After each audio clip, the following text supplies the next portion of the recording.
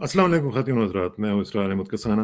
आज हमारा regular programme जो होता है spotlight on India air marshal Kapil काक साहब के साथ, उसमें आज हमने 2 इश्यूज़ के ऊपर बात करनी है, दोनों ही बहुत ही इम्पोर्टेंट है। एक तो ये है कि सेक्रेटरी ब्लिंकन जो है, उन्होंने विज़िट किया, वज़ीर ख़ारिजा अमेरिका के जो हैं, उन्होंने भारत का दौरा किया। उसमें बुनियादी तौर पर मेरी नज़र में 2-3 इश्यूज़ थे। एक तो अफ़गानिस्तान था और दूसरा क्वाड का सिलसिला चल रहा है, वो भी विद पर्सपेक्टिव ऑफ चाइना। और थिर्डली ह्यूमन राइट्स का भी इशू जो था वो भी, बल्कि मेरी टू माय सरप्राइज चलने से पहले ही स्टेट डिपार्टमेंट ने ये कह दिया जी कि वहाँ पे वो ह्यूमन राइट्स का इशू उठाएंगे।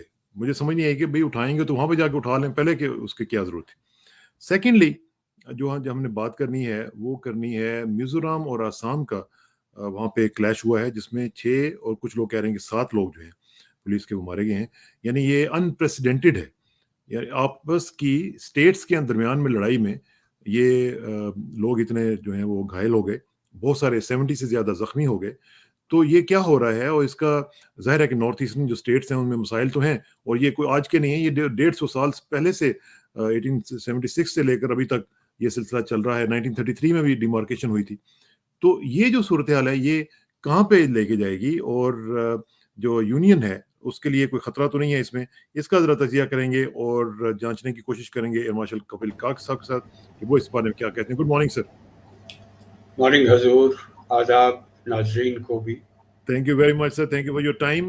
Imaj साहब, to start with Secretary Blinken's visit to India, इसमें क्या-क्या चीज़ें सामने आई हैं और किस तरीके से आप इसको देख रहे हैं? क्योंकि आप तो स्ट्रेटेजिक एनालिस्ट हैं, आपकी नज़र जो है वो बहुत ज़्यादा डिफरेंट होती है आम लोगों से, तो इसको आप कैसे देख रही हैं? जी। देखिए, ये चलते हुए बढ़ते हुए रिश्तों का एक तरीके का मिलन है, कन्वर्जेंसेस हैं। तो वो पहला एक बिग स्टोरी तो वो है, बड़ी कहानी तो वो है। दूसरी जो ताकत और गहराई है अमेरिका और भारत के रिश्तों में, और ख़ासकर जैसे हम कह सकते हैं हिकमत अमली की हिस्सेदारी, स्ट्रेटेजिक पार्टनरशिप, इस पे एक तरीके की बहस हुई है कि हम इसको कैसे आगे बढ़ाएंगे। तो एक बहुत ही इंटरेस्टिंग न्यूज़ एडिटोरियल हमारे नेशनल डेलीज ने कहा था लीड एडिट में कि बातचीत के तो काफ़ी भारीपन दिखा, मगर जो डिलिवरेबल्स हैं तो उस पे हमने कुछ हल्कापन देखा। तो मतलब दोनों चीज़ें हम देखते हैं, रिश्ते तो हमेशा कॉम्प्लेक्स होते हैं, खासकर भारत और अमेरिका के। So तो basically ये high on talk, low on action? अब वो एडिटोरियल ने कहा है, मैं आपके सामने अपनी ठीक, ठीक, आवाज़ सुनाता हूँ और ठीक। बाकी जो हमारी मीडिया की जो अहम बातें हैं वो आपके नाज़रीन के सामने, जी, उनको 8 अखबारों में पढ़ने की टाइम नहीं है, ठीक। टेलीविज़न देखना 24 घंटे हो नहीं सकता है। हुँ, तो हमारी कोशिश जारी रहती है कि हम आपके नाज़रीन को, आपकी चैनल की नाज़रीन को ये फ़ैमिलियराइज़ करें। मगर पहली बात तो ये है कि एंटनी ब्लिंकन का ये पहला दौरा, जब ये वज़ीर ख़ारिजा बने हैं अमेरिका के।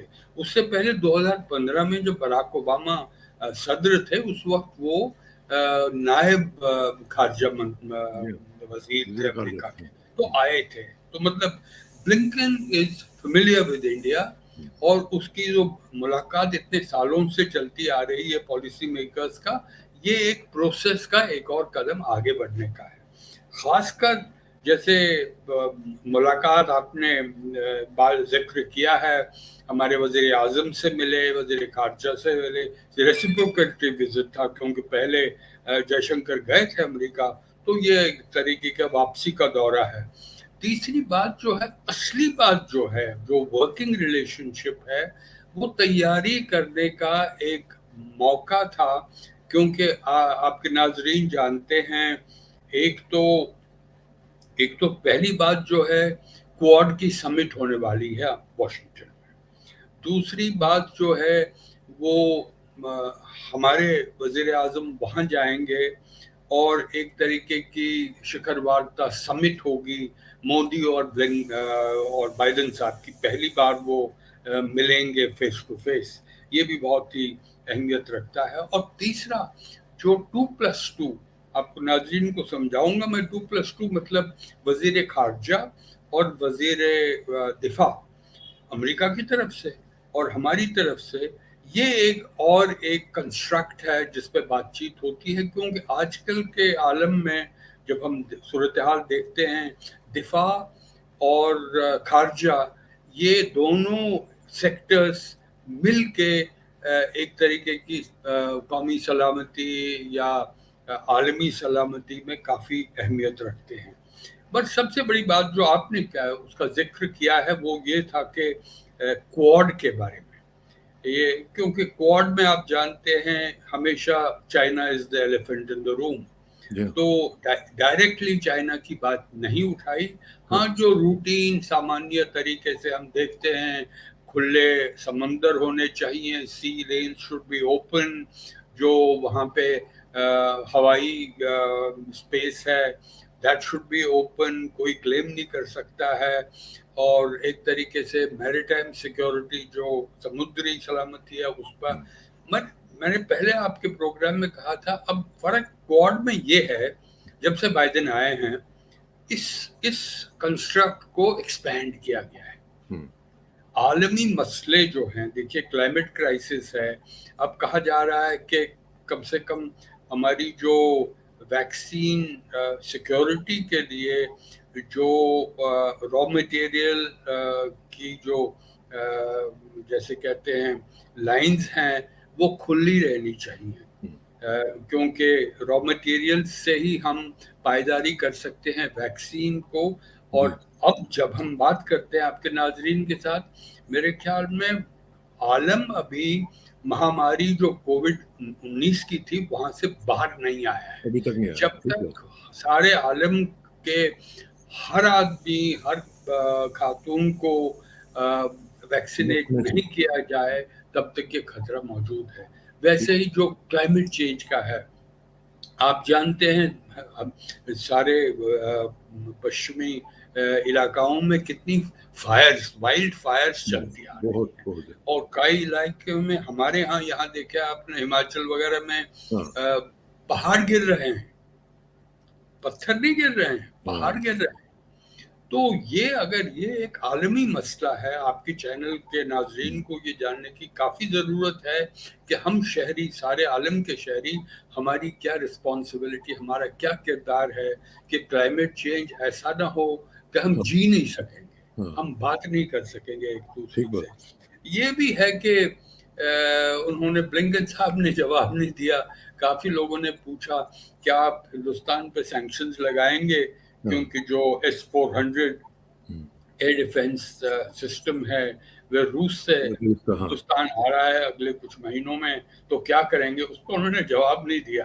तो मतलब एक बड़ा नुअंस की तरह से, बड़ी सटल तरीके से एक दूसरे के जो कन्वर्जेंसेस हैं उस पर काफ़ी एम्फसाइज किया गया, डाइवर्जेंस पे ज़्यादा बात नहीं की गई। और सबसे बड़ी डाइवर्जेंस जो है आपने मुद्दा उठाया था वो अफगानिस्तान का है।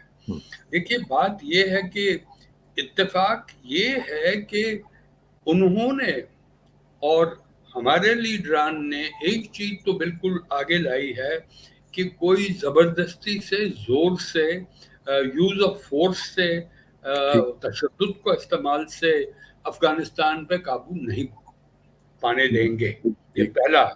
दूसरा, अगर वो हुआ भी हम उसको रिकग्नाइज नहीं करेंगे, उसका तस्लीम नहीं करेंगे। तीसरा, बड़े प्यार से जयशंकर साहब ने टोनी ब्लिंकन को सुनाया कि आपके अफगानिस्तान के निकलने से एक वैक्यूम पैदा हुआ है और उसका असर वहाँ जो इलाकाई मुल्क ही नहीं पर हिंदुस्तान पे भी पड़ा है। क्यों? क्योंकि वहाँ एक नापायदारी पैदा हो सकती है। हमने देखा है तारीख में, आप भी जानते हैं, अगर वहाँ नापायदारी हो, वहाँ एक शहरी जंग हो जिसके हम सूरत हाल देख रहे हैं, क्योंकि आप देखते हैं कि कंधार के हवाई अड्डे पर रॉकेट अटैक हुआ है। तो मैं समझता हूँ कंधार को देख के, पख्तिया को देख के, गजनी को देख के, हेलमंड को देख के, ये प्रोविंसेस है, इस पे तालिबान कब्जा कर सकता है। लेकिन क्या जयशंकर साहब ने उनको बड़े प्यार से ये भी कहा कि आपने जिस ग्रुप के साथ मुलाकात करके, उनके साथ मुज़ाकरात करके आप वहां से निकल गए हैं, उस ग्रुप को हम तो उसको टेररिस्ट ऑर्गेनाइजेशन समझते हैं, तो आपने किस कैपेसिटी में उसको टेररिस्ट ऑर्गेनाइजेशन के साथ मुज़ाकरात किए हैं? ये भी कोई बात इस तरह की कुछ की है उन्होंने? ये देखिए, मैंने तो एग्जैक्ट टेक्स्ट जो हुई है, ये कुछ बातें जो हैं ये कॉन्फिडेंशियल रहती हैं, वो हाँ, मीडिया में नहीं आती है, ना तो आप उस पर कमेंट कर सकते हैं, ना तो ठीक मैं कर ठीक सकता हूँ। ठीक। मगर जैसे मैंने कहा है कि क्योंकि पहले ही शुरुआत में ही मैंने कहा था कि जो हमारे रिश्ते हैं ताकतवर रिश्ते हैं, आगे बढ़ रहे हैं, कन्वर्जेंसेस हैं, तो मतलब ये बहुत ही डेलिकेट डिप्लोमेसी है अमेरिका और हमारी, हाँ, क्योंकि कई कई तो हमारे नजरिए मिलते नहीं हैं। अफगानिस्तान की बात ही कर रहा अफगानिस्तान के था, ऊपर तो बिल्कुल ही नहीं मिलता, डायमेट्रिकली बिल्कुल नहीं अपोज्ड मिल रहे हैं, है। क्योंकि मैं जानता हूं, मुझे ये देखिए कि इस पे अगर थोड़ा सा एक तरीके से आप डिफरेंसेस देखेंगे चीन और रूस के और इंडिया के, कई मामलों में तो रूस हमारे साथ है, हाँ, चीन तो है नहीं। चीन तो खैर एक तरीके से उम्मीद रख रहा है कि वो प्लेयर है। आप जानते हैं 9 लोगों को वांग यी मिले हैं या बीजिंग में, वो तालिबान का डेलीगेशन। तालिबान के मुल्ला बरदार गए हैं। उनको कहा क्या कि हम एक दूसरे के कंसर्न्स को फ्रंट बर्नर पे रखेंगे, मतलब आप आएंगे तो आपको इंटरेस्ट में हमें कोई खलल नहीं डालेंगे, ये मुल्ला बरदार ने उनको कहा हाँ है। हाँ हाँ और चीन ने कहा है कि Taliban is a force in हाँ अफगानिस्तान। हाँ, तो वो तो हकीकत है, वो तो आप भी जानते हैं, हम भी जानते हैं, इस वक्त ठीक। वो ताकतवर है, इस वक्त वो डोमिनेंट पोजीशन में है।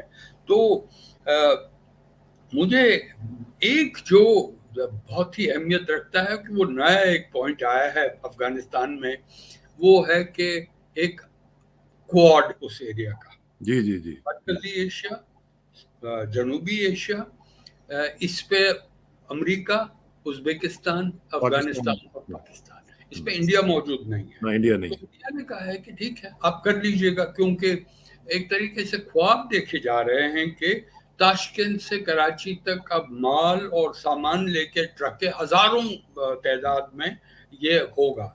एक तो वो, क्या वो कराची आएंगे, क्या वो ग्वादर पे आएंगे, हाँ, क्या वो जो हमारा ईरान और हमारा चाबहार का पोर्ट है वहां आएंगे।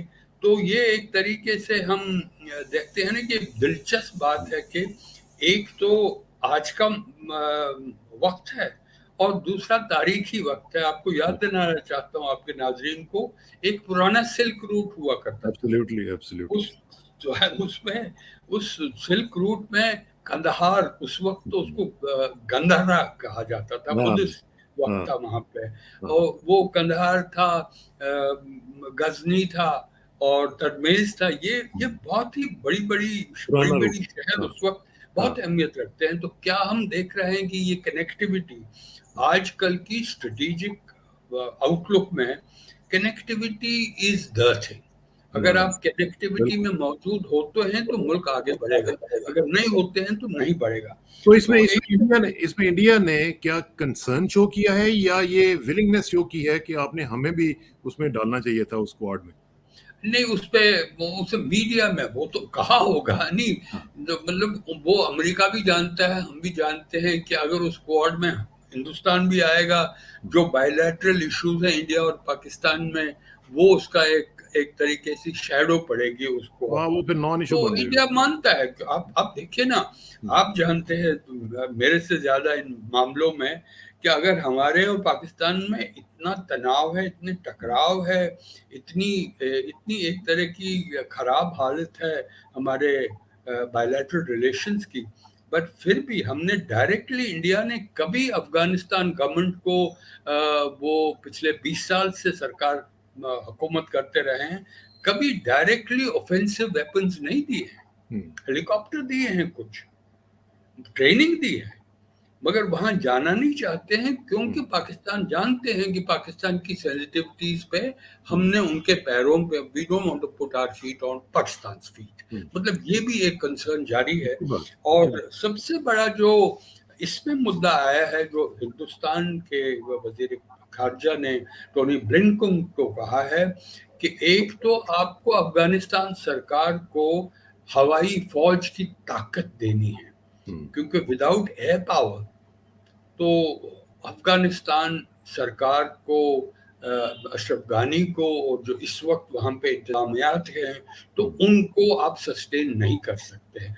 और दूसरा और ही अहम जो मुद्दा है वो यह है कि बैनुल अक़वामी की माली मदद उनको चाहिए, क्योंकि वहाँ पे अफगानिस्तान चल नहीं सकता है, सरकार चल नहीं सकती है जब तक कि वहाँ पे 3 या 4 अरब डॉलर हर दिस इज साल। अंडरस्टैंडेबल, दिस इज अंडरस्टैंडेबल, लेकिन एक जो डाइवर्जेंस की जो बात हमने शुरू में की थी वो ये है कि जहाँ पे कन्वर्जेंसेस हुई हैं वहाँ पे ये भी डाइवर्जेंस थी कि ह्यूमन राइट्स इशू के ऊपर, जो मुझे समझ नहीं आई कि स्टेट डिपार्टमेंट ने उनके चलने से पहले ही ये स्टेटमेंट देना शुरू कर दी कि जी वहाँ पे वो ह्यूमन राइट्स का मुद्दा उठाएंगे, ये बात करेंगे वहाँ पे।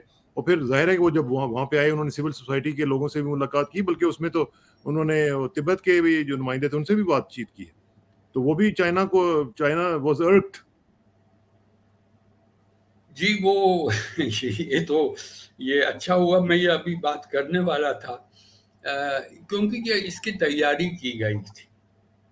आपको याद होगा कि कमला हैरिस ने क्या कहा था कश्मीर के बारे में। बिल्कुल बिल्कुल बिल्कुल।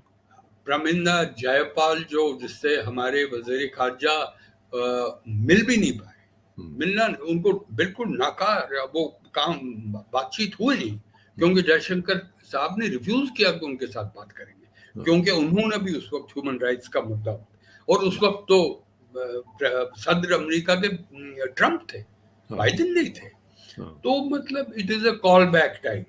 देखिए अब आप आ रहे हैं सत्ता में, आप अब हुकूमत कर रहे हैं अमेरिका में, और ये भी एक जानने की जरूरत है कि देखिए ये बात डोमेस्टिक कंस्टिट्यूएंसीज जो उनकी है, अंदरूनी कंस्टिट्यूएंसीज डेमोक्रेट्स की, वहाँ लेफ्टिस्ट भी हैं, वहाँ पे एक्टिविस्ट हैं ह्यूमन राइट्स के, डेमोक्रेटिक डिस्पेंसेशन में हमेशा इन पे फ्रंट बर्नर पे लाया जाता है। तो इसीलिए चाइना का भी मुद्दा जो है, जो सेंट्रल टिबेटन अथॉरिटी के हेड हैं उनके साथ बात की है। जो सिविल सोसाइटी में मैं आपके नाज़रीन से ये भी कहना चाहता हूँ कि जहाँ तक इंसानी हकूक की बात हुई है, बड़ा इनडायरेक्टली, यहाँ पे मैं अंग्रेजी यूज करना चाहता हूँ कि उसके मुझे उर्दू के अल्फाज आ नहीं रहे हैं, एक तो बड़ा सटल तरीके से इनडायरेक्टली टोनी ब्लिंकन ने जयशंकर साहब को बताया कि सिटीजनशिप अमेंडमेंट एक्ट आर्टिकल 370 और जो शामलियात, इंक्लूसिविटी, और जो आपकी जमहूरियत पे थोड़ा सा स्लाइड बैक हुआ है, ये अल्फाज उन्होंने इस्तेमाल नहीं किए हैं, ये मैं क्लैरिफाई करना चाहता हूँ, मगर इनडायरेक्ट कॉन्वर्सेशन जो रहा है कि देखिए कुछ जमहूरियत में हम स्लाइड बैक हो रहे हैं आपकी हुकूमत से। और जयशंकर साहब ने भी वापसी पे जवाब में कहा है कि देखिए ये हम दोनों ममालिक की प्रॉब्लम है, आपकी नस्ल रेसिज्म के जो इश्यूज हैं ये तारीखी इश्यूज हैं, इसमें कोई शक नहीं है, तारीखी इश्यूज हमारे यहाँ भी फिरका परस्ती तारीखी इशू है, मगर हमारे यहाँ कुछ बातों में तो हमारी सरकार ने अपने ही पैरों पे कुल्हाड़ी मारी है, जबकि 370 हटाया गया, 35A हटाया गया, बाइफरकेट किया जम्मू कश्मीर, एक सबसे बड़ी रियासत थी हिंदुस्तान की, तो उसके जो कॉन्सिक्वेंसेस होंगे उनके बातचीत नहीं हुई है, मगर आप और हम जानते हैं कि एलिनेशन बढ़ी हुई है कश्मीर में, नफरत का एक तरीके के इम्पल्सेस देख रहे हैं मरकजी सरकार के। हाँ नॉर्मल सी भी है, मगर जो मिलिटेंसी होती है, मिलिटेंसी एक तो काइनेटिक होती है कि आपने एक पत्थर मारा या कोई गोली चलाई, मगर दूसरा जो दिलो दिमाग की मिलिटेंसी अंदर है वो कभी भी बाहर आ सकती है। तो मेरे ख्याल में यही मुद्दा था जो टोनी ब्लिंकन ने सुनाया है, मुझे लगता है, जो मैं देख रहा हूँ, और इसीलिए जो उन्होंने वो अपनी नस्ल परस्ती का जो मुद्दा अमेरिका में है उसकी याद दिलाई।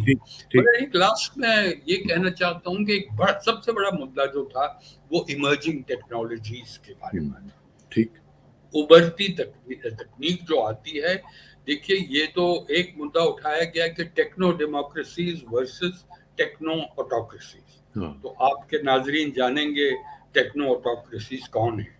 तो जो तकनीक चीन में बनती है। तीसरा है जो कमी है इस वक्त सारे आलम में, आलम में कमी किसकी है? सेमीकंडक्टर्स की है, रेयर अर्थ की है, चिप्स की है। वो कमी कैसे दूर हो जा सकती है, दूर की जा सकती है? क्योंकि चीन में इसमें सबसे बड़ी ताकत है और चीन का इस्तेमाल नहीं किया जा रहा है। एक तरीके से थोड़ी सी रुकावट पड़ी है। तो अब इसका इसका हिंदुस्तान के लिए एक हिंट उन्होंने दिया है कि दरवाजा खुला है, आप देखिए। तो वही एक हिंट दिया गया है कि आप इस सेक्टर में आइए। अगर आपने ताकतवर मुल्क बनना है तो आपने टेक्नोलॉजी पावर बनना है। ठीक बात, इसमें तो कोई शक नहीं है। बहुत अच्छा हो गया ये, आपने थोड़ा सा डिटेल में लेकिन बहरहाल कॉम्प्रिहेंसिवली आपने इसको डिस्कस कर लिया। मेरा ख्याल है कि अब दूसरा जो टॉपिक है एयर मार्शल साहब, वो भी बहुत इंपॉर्टेंट है और वो इंडिया की दाखिली सिक्योरिटी के लिए बहुत इंपॉर्टेंट है, क्योंकि जो नॉर्थ ईस्ट में जो हो रहा है और जिस तरीके से असम और मिजोरम का मामला हुआ है, इसकी बैकग्राउंड तो लोगों को पता ही है कि आसाम में से ये सब लोग सब जो रियासतें हैं ये निकली थी और उनको कार्व आउट किया गया था, और जाहिर है वो भी एक उनके यहाँ एक मामला मौजूद है। लेकिन अब ये जो सूरत हाल है जिसमें 7 लोग या 6 लोग मारे गए और बाकी जख्मी हुए इतने ज़्यादा, 70 से ज़्यादा लोग, तो ये इस हद तक चले जाना, ये अनप्रेसिडेंटेड वायलेंस जो है, ये कैसे हो गई कि एक स्टेट दूसरी स्टेट के लोगों को मार रही है, अपने ही लोगों को मार रही? नहीं, मेरे ख्याल में आप ही का अंग्रेजी लफ्ज जो आपने इस्तेमाल किया था, अनप्रेसिडेंटेड है ये। ये पिछले 1 साल पहले इसकी एक थोड़ी सी वार्निंग लाइट्स ऑन हुई थी। 2020 में इसकी वार्निंग लाइट्स आई थी, मगर हमारी मरकजी सरकार इन मामलों में ज़्यादा काम नहीं किया है उन्होंने। शायद 1 साल मिला, उस वक्त कुछ आगे बढ़ सकते थे। एक तो पहली बात है। दूसरा, ये एक सिस्टमिक ब्रेकडाउन है, एक निज़ामी ब्रेकडाउन है, क्योंकि एक सिस्टम होता है।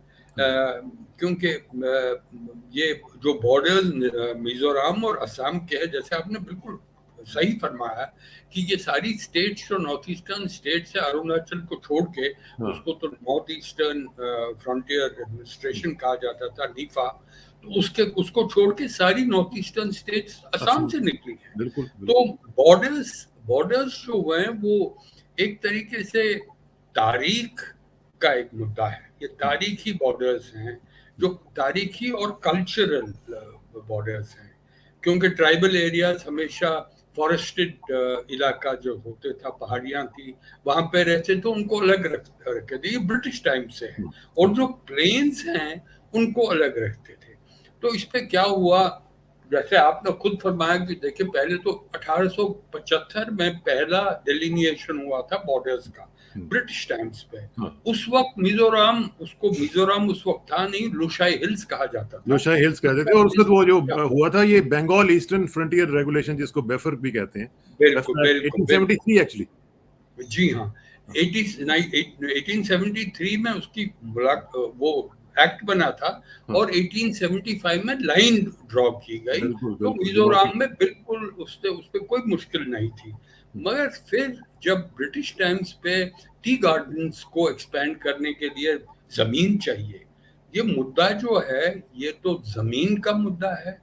जैसे मिजो खुद कहते हैं ये माटी मतलब इन हिंदी ये मट्टी की बात है, जमीन की बात है। क्योंकि आजकल ये भी है कि खेत के बाहर तो कोई नौकरियां हैं नहीं, तो खेत बहुत अहमियत रखता है। वो खेत कहाँ है? कुछ फॉरेस्टेड एरियाज में है, कुछ प्लेन्स में है। तो इसके लिए ये जो आइडेंटिटी का मामला है, ये ट्राइबल वर्सेस प्लेन्स है, और खेत और नॉन खेत का मामला है, क्योंकि नौकरियां उस पे हैं।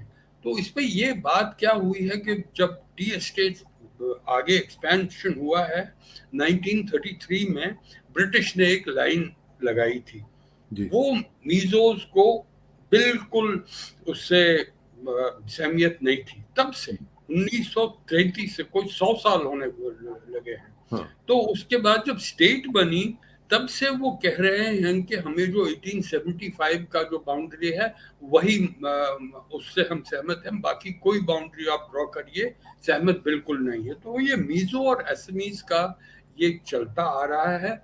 मुझे लगता है जब तक एक तरीके का इंटरस्टेट बाउंड्री कमीशन ना लगाए, हाँ या तो ये सरकार, मरकजी सरकार और जहां जहां भी, और ये तनाव और ये टकराव सिर्फ मिजोरम और असम का नहीं है, हाँ, ये बाकी आपको लोगों का भी, नागालैंड के साथ भी है, नागालैंड ये भी जो है, बाकी जो ममालिक मेघालय की भी है। बात, जी हाँ, बाकी रियासतों की हाँ बात की थी आपने, हाँ, तो यहां इसमें तक ये बहुत ज्यादा है हाँ इस वक्त।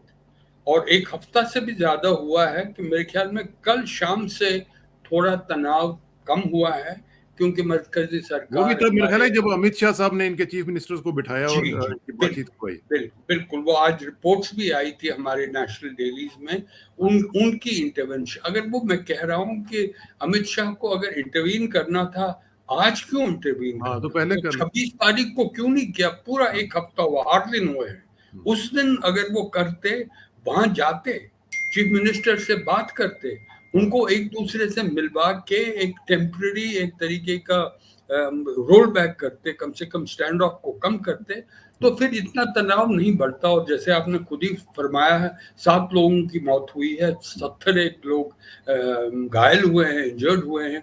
तो मुझे लगता है कि कोई ना कोई रास्ता ढूंढना पड़ेगा, क्योंकि एक तो इसमें एक्सटर्नल डायमेंशन भी है। देखिए, ड्रग ट्रैफिकिंग होती है ड्रग उस एरिया ट्रैफिकिंग हो में, रही है, हाँ बिल्कुल, गोल्डन ट्रायंगल, जो फेमस गोल्डन ट्रायंगल है, वो इसके साथ ही है, जुड़ा हुआ बिल्कुल है। तो बिल्कुल बिल्कुल। मिजोरम से असम और बाकी सारे हिंदुस्तान में ड्रग्स आते हैं, हम्म, तो उसको कैसे आप रोकेंगे? तीसरा, एक तो अभी का सोचना है, मीडियम टर्म सोचना है, लंबी दूरी का सोचना है। इसीलिए मैं कह रहा हूँ there should be constitutional mechanism है हमारे हम्म, यहाँ, हाँ, इंटरस्टेट काउंसिल, हम्म, उसको एक्टिवेट नहीं किया गया। ये हाँ, तो उसको पहली बात। हाँ दूसरा, ये बहुत ही एक तरीके आयरॉनिक सिचुएशन है कि हमारी मरकजी सरकार बीजेपी की सरकार है, इन हाँ, दोनों रियासतों में बीजेपी सरकार है, उनकी, बल्कि इसको नेडा भी कहते हैं अपनी ना। ही सरकार है, अपने ही लोग हैं हाँ और एक दूसरे को मार रहे हैं। हाँ, तो ये बड़ा अजीब लगता है हमें, आपको तो और ही अजीब और लगेगा ही ये अजीब हो क्या रहा। लगा। हाँ, जैसे मुझे तो आपने यकीन ही पहले नहीं आ रहा सवाल था, उठाया, मैं तो सोच रहा था कि ये क्या कैसे मुमकिन है, मैं तो यकीन नहीं कर पाया। ये देखिए, ये तो एक इसमें इसमें जैसे कोई मैं इंटरनेशनल आउटसाइड आउटसाइड फैक्टर्स भी हैं कुछ? नहीं, आउटसाइड फैक्टर्स नहीं है। पहले एक एक वक्त हुआ करता था, चीन थोड़ा उस एरिया में काफी हाँ एक तरीके का प्रेजेंस दिखा रहा था।